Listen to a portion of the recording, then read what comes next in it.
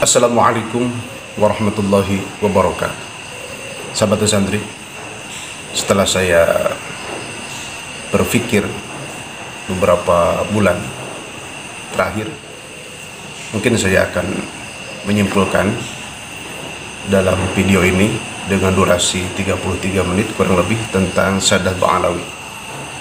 Semoga dengan 33 menit ini hati saya tidak merasa bersalah karena tidak membela yang benar, dan memang kebenaran harus dibela itu. Dan tentang Sadah Ba'alawi tentunya kita sudah pada tahu, nanti akan saya simpulkan di akhir. Tentunya kita sekarang tasawur dulu atau kita proses dulu. Semoga narasi Kang Nurdin dalam kesempatan ini bisa dimengerti dan menjadi pencerahan untuk semuanya. Dalam menentukan nasab seseorang, itu para ulama nasab itu memberikan satu keilmuan bahwa cara yang pertama, dan memang ini yang mayoritas dipakai dan ini sangat terpercaya, yaitu dengan as-suhrah wal istifadah, adanya keterkenalan, tersiar kabar bahwa si Fulan adalah anaknya Ki Fulan. Akan saya berikan contoh dengan contoh yang sangat simpel dan sederhana. Di satu kampung sudah terkenal bahwa si Anu adalah putra dari dua orang, yaitu umpamanya Ki Fulan dan Neng Fulan. Semuanya sudah pada tahu, bahkan saudara-saudaranya, sanak familinya, semuanya sudah pada tahu. Berarti itu ada as-suhrah wal istifadah, ada keterkenalan, tersiar kabar, bahkan sampai itu merebak ke kampung-kampung bahwa si Anu adalah putra dari Ki Anu dan umpamanya saudari Anu umpamanya. Nah, apakah protes DNA? Tidak perlu. Kalau nanti ada yang membolehkan tes DNA, kita sudah membayangkan, coba kita bayangkan bagaimana kekacauan akan terjadi di mana-mana. Akan adanya pengungkitan, ada gugatan, dan lain sebagainya. Yang tentunya kekacauan akan di mana-mana. Semua harus tes DNA. Makanya ahli fikih dunia dalam forum internasional, tentunya guru-guru kita sudah menjelaskan. Silakan dilihat di sebelah Kang Nurdin, diberitahu tentang channelnya, tentang thumbnail-thumbnailnya. Silakan itu diklik di channel ini, silakan dilihat. Itu kan kita sudah pada tahu bahwa tes DNA itu tidak untuk keseluruhan. Jadi tidak serta-merta, tidak selalu apapun itu harus tes DNA, enggak. Jadi tes DNA itu hanya untuk sebagian yang memang ahli fikih sudah menentukan. Contoh seperti ini, ada kebakaran umpamanya, sulit mengidentifikasi bahwa ini anak siapa. Nah, kasus seperti itu maka diperlukan tes DNA. Tetapi untuk keturunan seseorang, karena untuk menjaga martabat, harga diri, dan ada unsur politik juga, saya paham tentang politik di sini, itu tidak serta-merta harus tes DNA. Cukup dengan as-suhrah wal istifadah. Spesifiknya Abdullah atau Ubaidillah, itu gak protes DNA itu cukup. Dengan data-data yang autentik, dengan sanad keilmuan yang Kang Nurdin terima dari para guru tentang nasab nasab yang sampai kepada baginda Nabi besar Muhammad Shallallahu Alaihi Wasallam, dengan media-media yang bisa dipercaya, dengan data-data yang autentik, dengan dalil-dalil yang tentunya dibutuhkan oleh umat untuk pencerahan, itu cukup. Makanya as-suhrah wal istifadah, keterkenalan, tersiar kabar, cukup dengan itu. Tidak perlu adanya tes DNA. Itu. Kita sudah pada tahu bagaimana dalam tes DNA itu 1 detik pun jangan meleng, karena takut ada tangan-tangan yang tidak bertanggung jawab. Secara unsur politik seperti itu kan. Itu tidak mudah. Jadi untuk tes DNA itu tidak untuk keseluruhan, tetapi hanya untuk sebagian yang ulama-ulama fikih, guru-guru kita yang ahli sudah menentukan untuk hal-hal tertentu saja. Itu. Dan kita sudah pada di media bagaimana itu statement dari Ki Haji Imaduddin Utsman Al-Bantani, statement dari Gus Rumail Abbas. Karudin lebih percaya yang mana? Tentunya dengan data-data yang autentik, data yang lebih dipercaya, pemikiran yang logis, itu penjelasan-penjelasan yang simpel, tetapi itu memang dibutuhkan oleh umat. Saya lebih percaya ke Gus Rumail Abbas itu, dengan data yang bisa dipercaya tentunya. Terus bertanya, datang ke tempatnya langsung ke Yaman, itu ke Iran dan lain sebagainya, dengan pembuktian tentunya saya lebih percaya ke Gus Rumail Abbas, lebih percaya ke penjelasan-penjelasan Ki Haji Muhammad Idrus Romli, Buya Yahya, Haji Miftahul Ahyar dan lain sebagainya. Karena saya dalam mengambil satu ilmu, saya teringat dalam kitab Al-Hikam, kita harus punya guru. Meskipun orang pintarnya luar biasa, umpamanya dikatakan gudang ilmu berjalan, perpustakaan berjalan, saya akan tanya satu hal, siapa gurunya? Dikhawatirkan, ditakutkan kalau tidak punya guru. Dalam kitab Al-Hikam, Syekh Ibnu Athaillah As-Sakandari menjelaskan, barang siapa orang tidak punya guru, maka gurunya adalah setan. Naudzubillah min dzalik. Jadi kita harus punya guru. Jadi Kang Nurdin mengisbatkan Saddah Ba'alawi bukan pendapat sendiri, tapi sanad keilmuan dari guru, dari data-data yang autentik yang bisa dipercaya, dari media-media tentunya yang bisa dipercaya. Yang kedua tentang sanad, kita harus punya sanad keilmuan. Ini yang dibicarakan dari siapa? Ya dari guru kita, Syekh Ibnu Mubarak, dalam kitab Baikuniyah diantaranya itu menjelaskan al-isnadu minad-din walaulal isnadu laqala man sya'a masya. Kita harus punya sanad supaya kita bicara itu tidak sembarangan. Nah seperti itu. Jadi sahabat Gandri, tentang nasab Saddah Ba'alawi ini kita jangan main-main.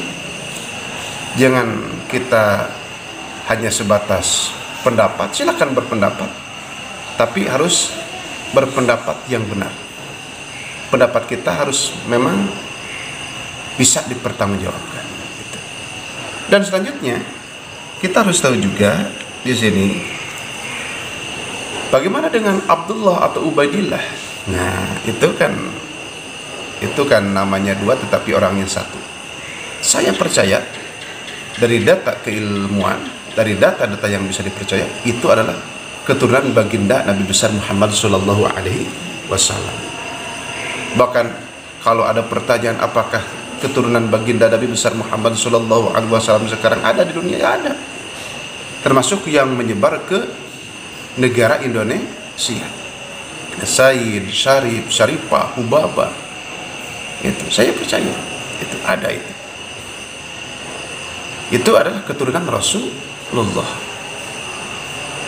Bagaimana dengan Habib yang palsu? Yang palsu-palsu aja. Yang asli-asli saja. Itu tidak sembarangan. Umpamanya ada seseorang yang mengaku saya adalah cucu Nabi. Tugas kita husnudzon. Silahkan untuk meneliti. Tetapi kita gak usah kepo.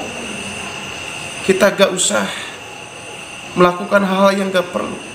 Umpamanya ada orang yang menafikan Saddah Ba'alawi umpamanya.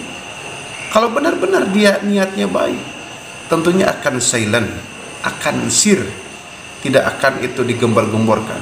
Yang pertama, takut membuat kehebohan yang tidak diinginkan.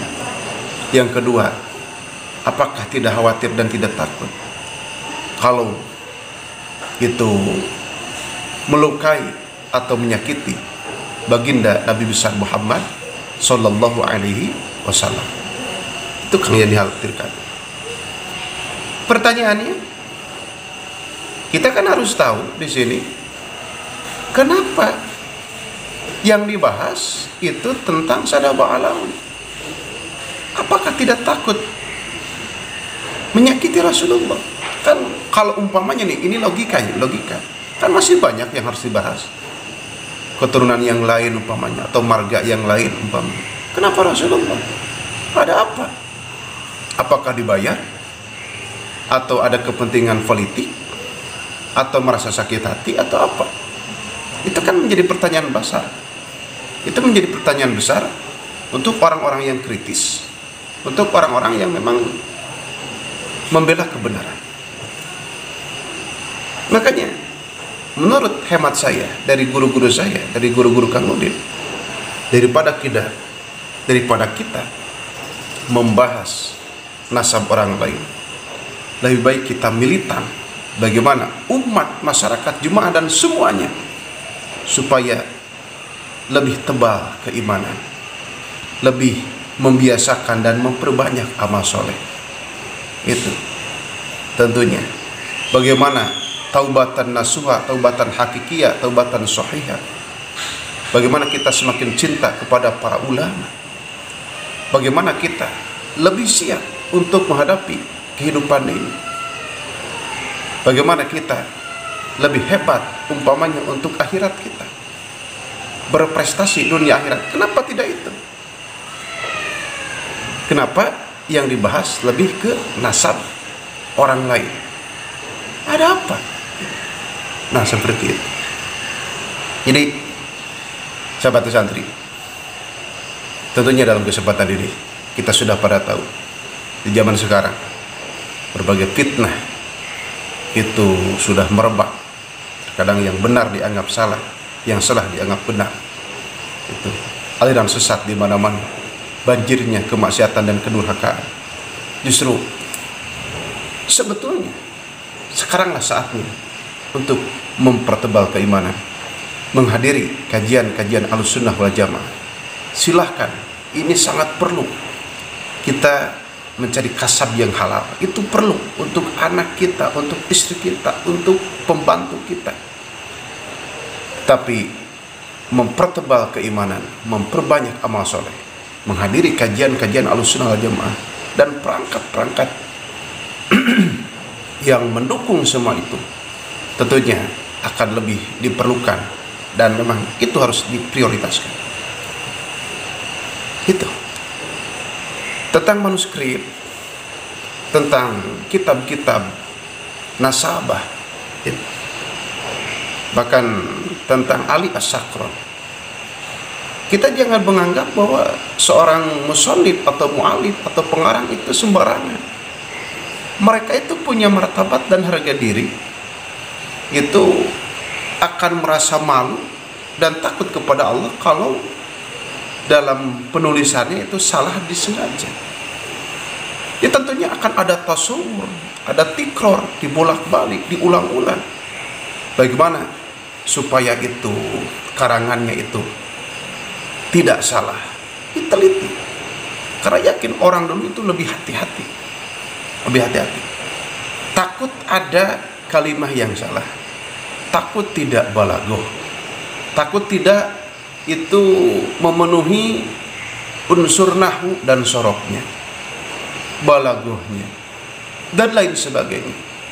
Jadi jangan disangka sekelas Ali As-Sakron atau pengarang-pengarang kitab yang lain itu sembarangan. Enggak, itu sangat hati-hati, karena itu akan menjadi sejarah, akan monumental yang tentunya itu tidak bisa diubah kecuali oleh orang yang memang tanggung jawab dan berani untuk merubah dari yang salah diperbaiki menjadi benar. Itu tidak sembarangan. Jadi dalam karangan itu benar-benar itu dipertimbangkan, harus benar, harus baik, harus maslahat. Ada orang menyebutkan bahwa Ali As-Sakron itu salah, anu dengan sesuatu yang negatif. Jangan seperti itu. Pengarang-pengarang seperti para kiai, para ulama itu tidak sembarangan. Itu tidak sembarangan. Benar-benar ditasawur, benar-benar itu diteliti, ditasih, dan perangkat-perangkat yang mendukung terhadap kesohihan suatu kitab. Dia sembarangan. Udah gitu, di samping kita sudah tahu, sudah mempunyai data yang autentik, media-media yang bisa dipercaya umpamanya, termasuk kita punya sanad keilmuan dari guru kita, bahwa semuanya guru kita itu isbat saddah ba'alawi, tidak menafikan saddah ba'alawi tentunya. Nah, di sini kita semakin paham, hidup ini tidak cukup dengan pintar saja, tetapi harus punya guru dan punya sanad keilmuan tentunya. Itu. Makanya kalau kita dalam hidup ini semakin banyak guru kita, kiai kita semakin banyak, maka kita bersyukurlah. Kenapa? Karena hidup ini kita akan lebih terbimbing, akan banyak yang menasehati kita dikala kita salah dan lupa, dikala kita itu umpamanya kendor atau lobet atau dawan umpamanya. Guru kita yang akan memberikan motivasi dengan pembuktian, dengan diuji kebenaran-kebenaran tentunya. Makanya kita harus punya guru, bahkan harus banyak guru, supaya banyak yang menasehati kita, insya Allah.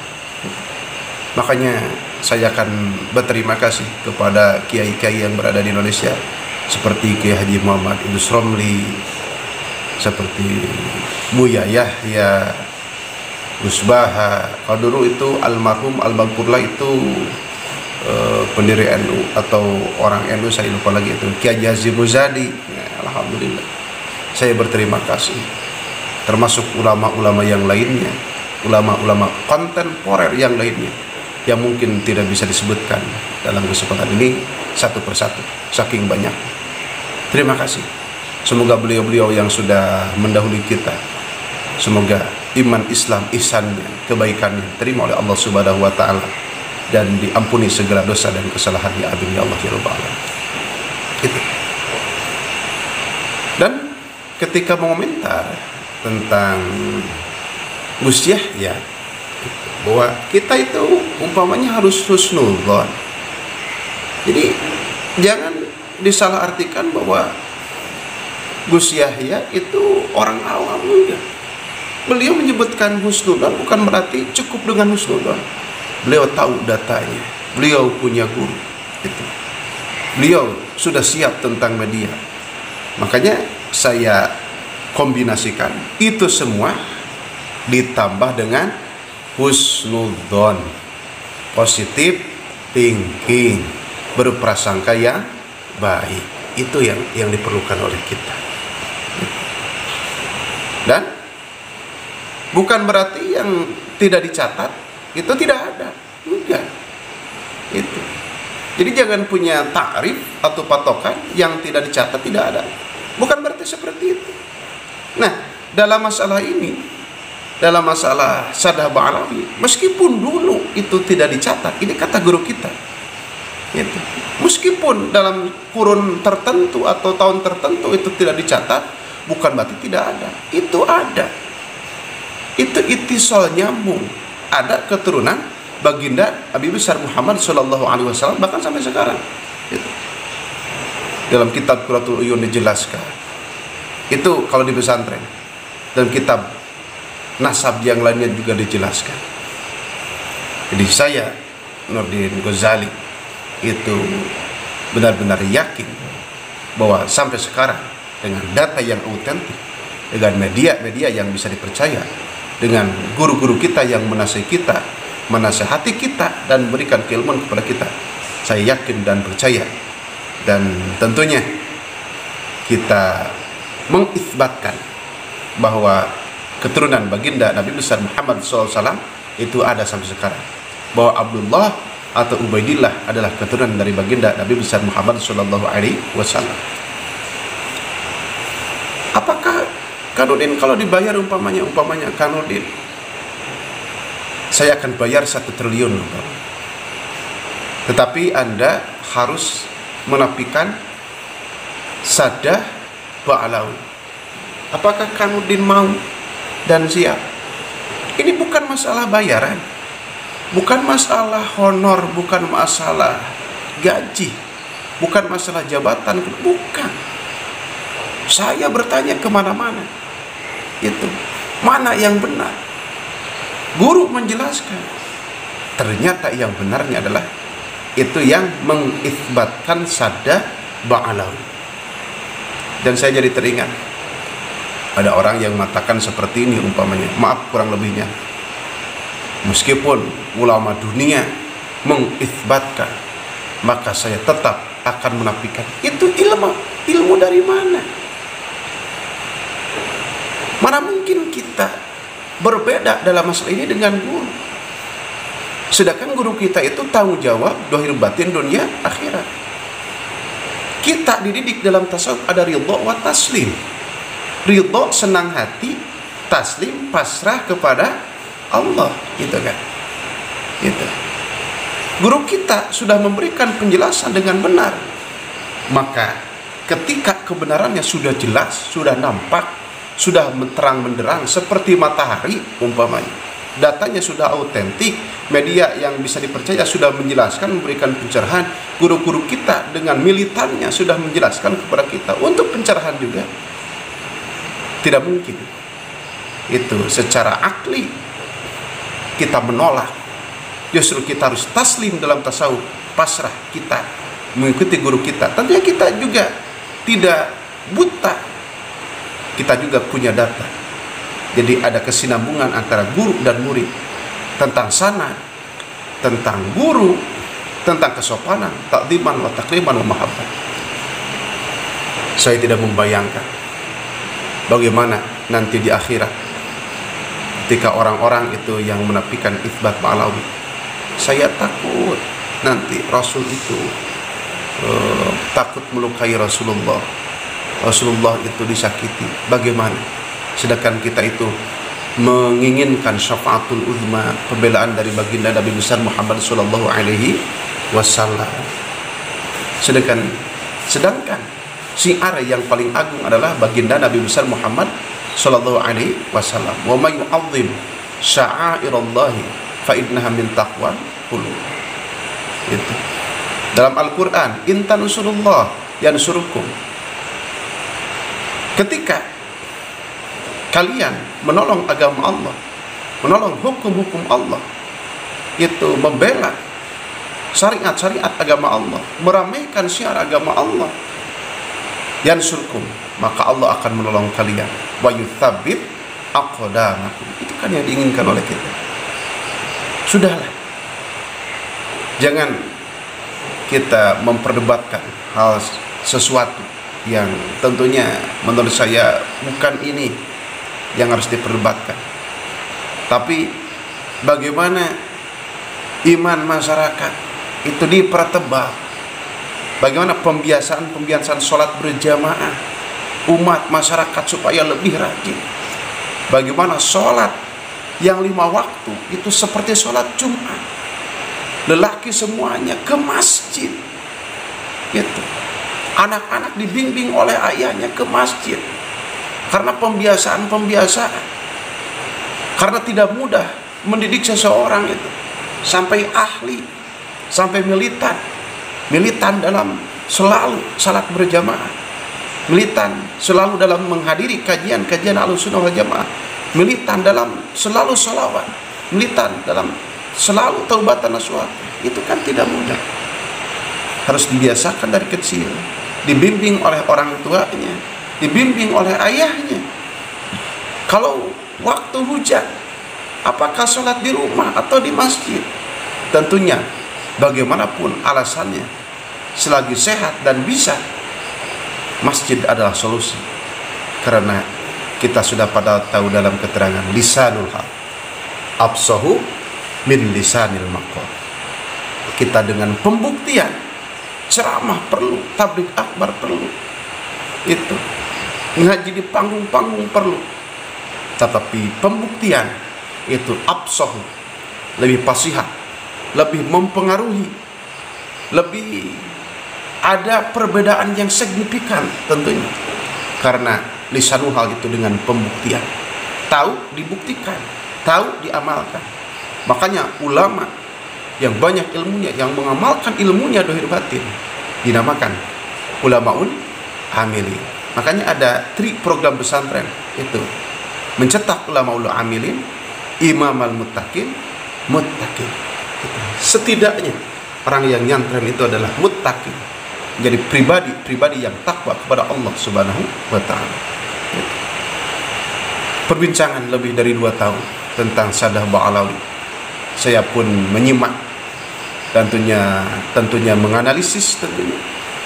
Dan mungkin dalam video ini yang kurang lebih 33 menit saya mencurahkan isi hati saya, dan saya mencintai baginda Nabi besar Muhammad sallallahu alaihi wasallam. Umpamanya ada orang yang mengaku cucu Nabi dan dia asli cucu Nabi, alhamdulillah dia tidak berbohong. Adapun ada orang yang mengaku cucu Nabi padahal dia itu palsu umpamanya, kita gak usah ribet urusan dia dengan Allah.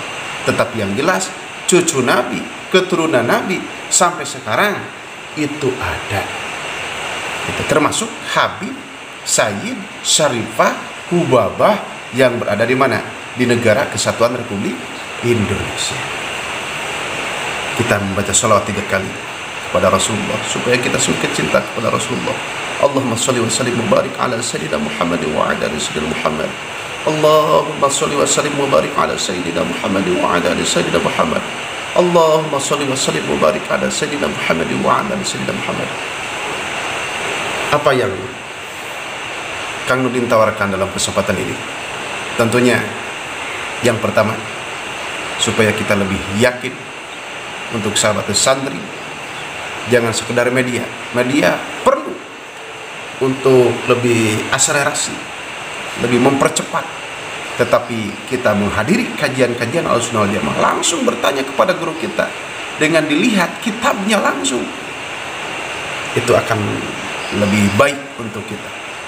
Bukan sekedar asumsi, tapi datanya autentik. Guru kita memberikan pencerahan kepada kita. Silahkan dibantu dengan media, dengan channel yang bisa dipercaya. Jangan sembarangan, jangan ditelan mentah-mentah. Kita harus tahu, oh ini yang benar, ini yang salah. Yang salah kita tinggalkan dan kita buang, yang benar kita konsumsi, kita pegang untuk keselamatan, kebahagiaan, kesejahteraan dohir batin dunia akhirat. Amin ya Allah ya rabbal alamin. Itu tentunya Gus Rumail Abbas itu orang yang sangat amanah dalam pembicaraan, sangat hati-hati ketika membahas tentang nasab Saddah Ba'alawi. Untuk sahabat santri, silakan dilihat di channel Pamitnya Ngantor. Tentunya di situ banyak pencerahan dari Gus Rumail Abbas yang tentunya dibutuhkan oleh semuanya. Silakan itu diklik di channel Pamitnya Ngantor, itu luar biasa. Untuk tambahan silakan juga dilihat di channel Ki Haji Muhammad Idrus Romli. Di situ banyak penjelasan tentang Saddah Ba'alawi, Bahkan kita sudah pada tahu bagaimana mengisbatkannya Syekh Ibnu Hajar Al-Haytami. Apakah tahu sahabat santri, ada lafaz syekhuna dalam ilmu fikih? Lafaz syekhuna kalau ke depannya tidak ada kata ulama, berarti mutlak. Siapa di dalamnya? Siapa ulama tersebut? Menurut kaidah fikih, bahwa ulama tersebut adalah idza utliqa syekhuna fil fikih fal muradu Ibnu Hajar Al-Haytami. Maka itu adalah Syekh Ibnu Hajar Al-Haytami. Nah, kalau sekelas Syekh Ibnu Hajar Al-Haytami itu mengisbatkan Saddah Ba'alawi, apalagi kita? Apakah Anda tidak percaya dengan keilmuan dan kewaraan Syekh Ibnu Hajar Al-Haytami? Umat Islam dunia sudah mengakui bagaimana hebatnya keilmuan Syekh Ibnu Hajar Al-Haytami. Tidak logis kalau orang yang ingin mendapatkan kebenaran, ingin membela kebenaran itu tidak mengisbatkan Sadaq Ba'alawi. Pastinya akan mengisbatkan Sadaq Ba'alawi, karena guru-guru kita semuanya itu mengisbatkan Sadaq Ba'alawi. Dan selanjutnya kita berarti Kanudin dalam video ini adalah bantahan, ya, bantahan dengan tenaga Kanudin yang begitu lemah. Tetapi ini adalah bantahan bahwa Kanudin tentunya meyakini dengan data yang autentik, dengan guru kita, dengan syarat keilmuan, kita yakin bahwa Abdullah atau Ubadillah, termasuk Habib, Hubabah, Syarifah sekarang yang ada, yakin seyakin-yakinnya itu adalah keturunan dari baginda Nabi besar Muhammad Sallallahu Alaihi Wasallam. Silakan diputar video ini, diulang-ulang. Semoga bermanfaat, karena pembicaraan ini bukan dari Kang Nurdin sendiri, tetapi dari guru kita, dari kitab Nasab Sadaq Ba'alawi, dari sanad juga, dari media juga yang bisa dipercaya. Insya Allah video ini akan bermanfaat, akan menjadi pencerahan untuk semua. Mungkin sekian yang dapat Kang Nurdin sampaikan dalam kesempatan ini. Semoga video ini mewakili dari unek-unek sahabat santri yang ingin mendengarkan dan lebih yakin tentang isbatnya Sadaq Ba'alawi. Silakan dilihat video ini dengan seksama dan diulang-ulang. Semoga bermanfaat. Khudma sopa wada makadar. Wassalamualaikum warahmatullahi wabarakatuh.